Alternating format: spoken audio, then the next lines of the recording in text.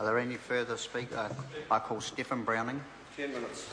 Mr Speaker, I stand to speak to the Subordinate Legislation Confirmation and Validation Bill number 2. The reason I'm taking a call is due to the Commodity Levies Act aspects of this.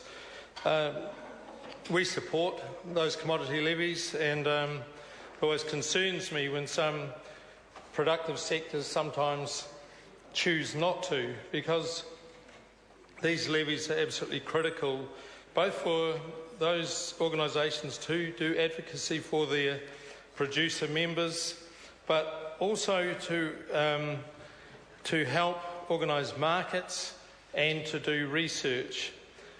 There is one shortfall, unfortunately, through the Commodity Levies Act, and a real gap, and that is the organic sector that does not have any call on those levies. So organic producers who are often growing to a different management system don't actually get, they pay their levies because everyone should if they're producing and marketing through the various forms of marketing, from a farmer's market of a vegetable grower right through to the big exporters.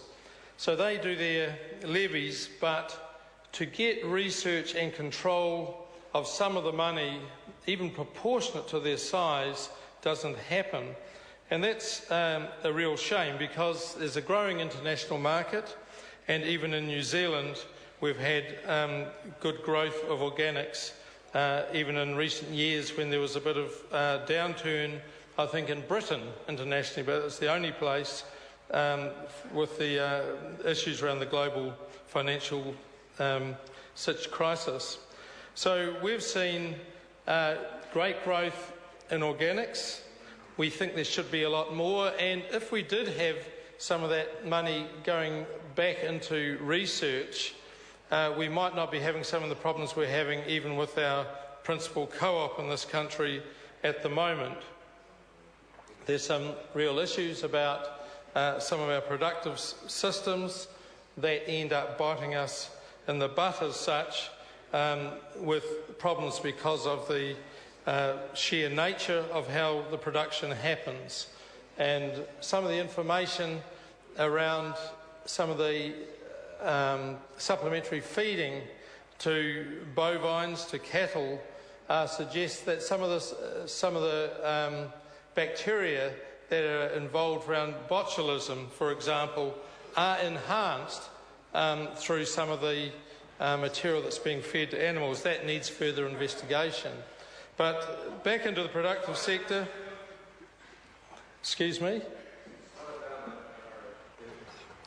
back into the productive sector in terms of the Commodities Levies Act, we want to see the organic sector grow. It's a safe, sustainable direction for New Zealand. It supports the brand.